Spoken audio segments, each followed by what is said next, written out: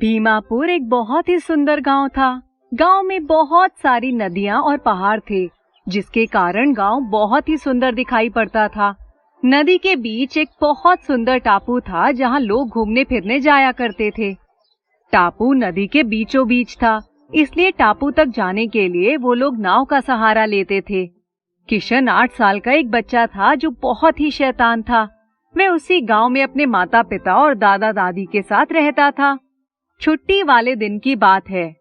पिताजी, आज मेरे स्कूल की छुट्टी है, इसलिए मेरे सारे दोस्त अपने माता पिता के साथ टापू पर जा रहे हैं। आप भी मुझे टापू लेकर चलिए ना।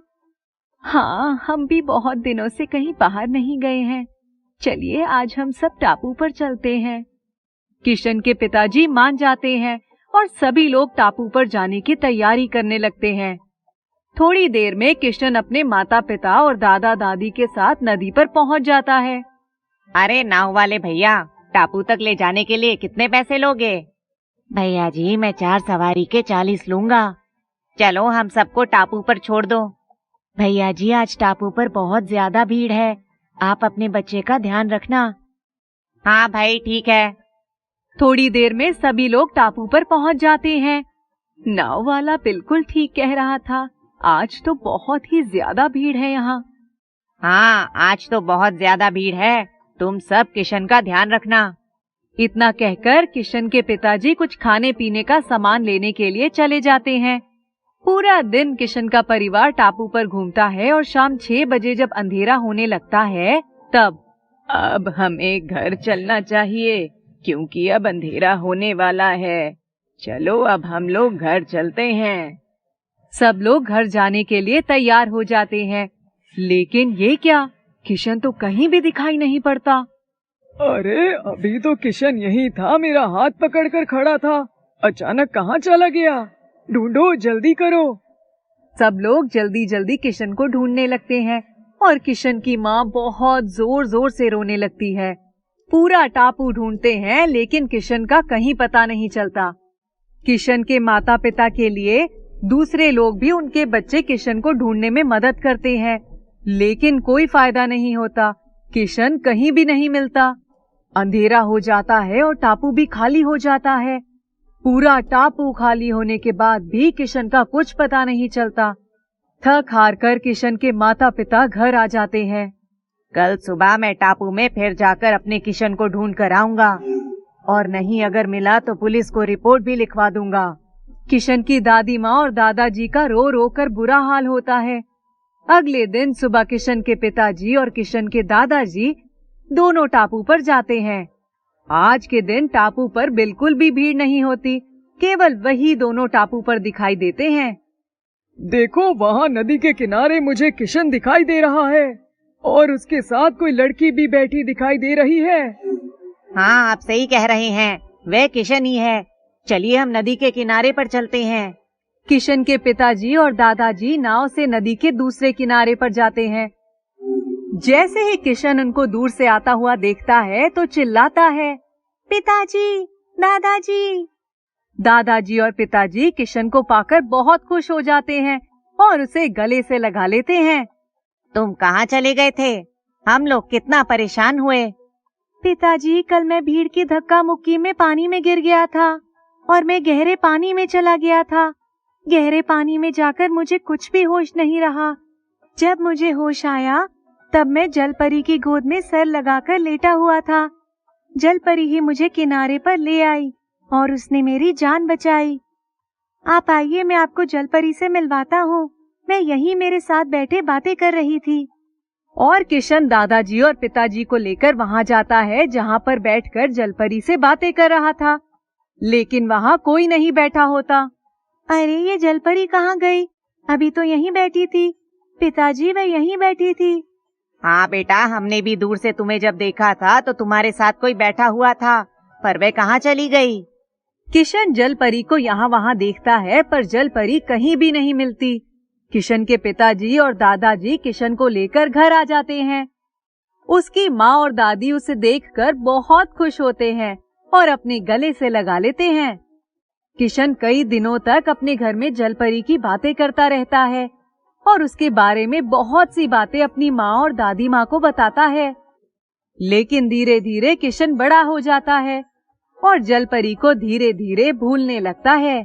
शाम को सभी मछुआरे नदी में मछलियां पकड़कर घर वापस जा रहे, क्योंकि बहुत कम मछलियां उनके जाल में फंसी थी, इसलिए उनके चेहरे उदास दिख रहे थे कि तभी उन्हें झाड़ियों के ऊपर मछली खोर पक्षियों का झुंड जाता हुआ दिखाई दिया। सभी पक्षियों की चोंच में मछलियां दबी थी। वो मछुआरे ये नजारा देखकर चौंक गए। एक मछुआरे ने अंदाजा लगाया कि लगता है झाड़ियों के पीछे नदी से जुड़ा एक बहुत बड़ा जलाशय है, जहाँ पर इतनी सारी मछलियां पल रही हैं कि मछली खोर पक्षियों के भी मौज हो रही है। मछुआरे खुश होकर झाड़ियों में से होकर जलाशय के तट पर आ निकले।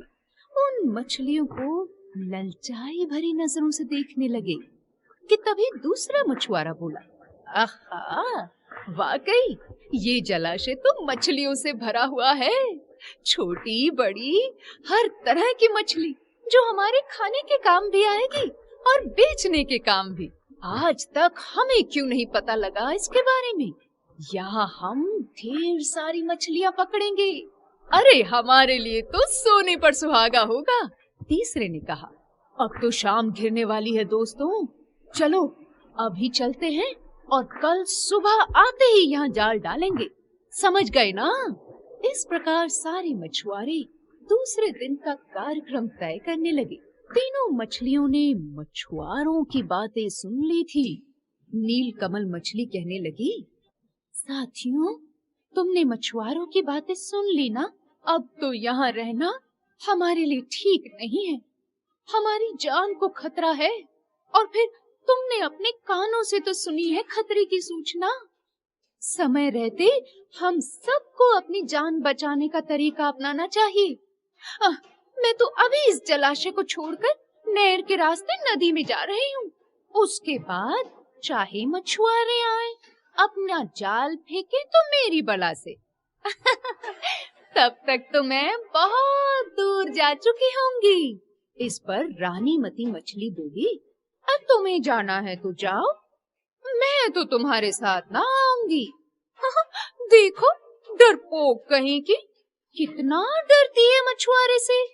हमें इतना घबराने की जरूरत थोड़ी ही है। हो सकता है कि कल को हम पर संकट ही ना आए। उन मछुआरों का आने का कार्यक्रम बदल भी तो सकता है। हो सकता है उनके जाल कल रात ही रात में चूहे कुतर जाएं, या फिर उन्हीं की बस्ती में कहीं से आकर आग लग जाए। अरे भूचाल भी तो आ सकता है, और नहीं तो रात ही रात में मूसलाधार बारिश भी तो पड़ सकती है उनके ऊपर। बाढ़ से उनका सारा गांव बह सकता है, इसलिए उनका आना अभी निश्चित नहीं है। जब वो आएंगे तब की तब सोचेंगे।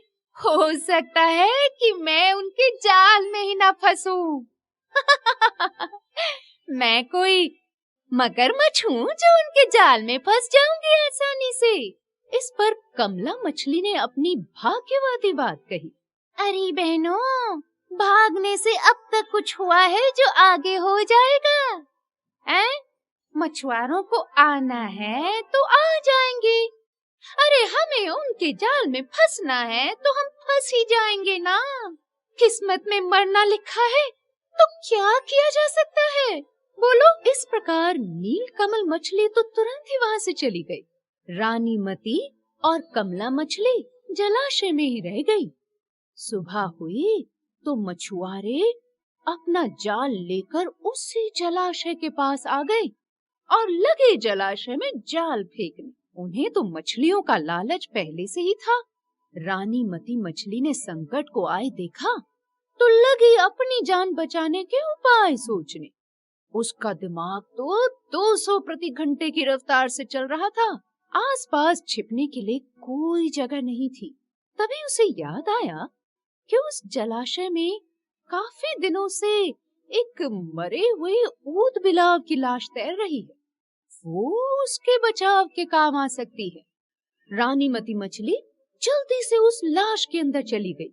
लाश सड़ने लगी थी, लेकिन रानी मती मछली को तो अपनी जान बचाने की लगी थी। सड़ती लाश की सड़ांध अपने ऊपर लपेटकर वो बाहर निकली। कुछ ही देर में मछुआरे के जाल में रानी मती मछली फंस गई। मछुआरे ने अपना जाल खींचा और मछलियों को किनारे पर जाल से उलट दिया। मछलियां तो जैसे तड़पने लगी, उनके लिए जल ही तो जीवन था। परंतु रानी मती मछली अपना दम साध कर मरी हुई मछली की तरह पड़ी रही। जैसे मछुआरों को ये लगे कि ये मछली ऊद बिलाव के पेट के अंदर जाकर उसकी सड़ी हुई बदबू से मर गई है। और दोस्तों, हुआ भी यही। मछुआरे को सड़ांध का भभका लगा तो वो मछलियों को उलट पलट कर देखने लगा। फिर उसने बेसुध पड़ी हुई रानी मछली को उठाया, उसे सूंघा। हाय राम, छी! ये मछली तो कई दिनों की मरी हुई है, पूरी तरह सड़ चुकी है। ऐसा मुंह बनाकर उस मछुआरे ने रानी मती मछली को वापस जलाशय में फेंक दिया। रानी मती मछली तो अपनी बुद्धि का प्रयोग कर संकट से बच निकली। अपनी किस्मत को वाह वाह करने लगी।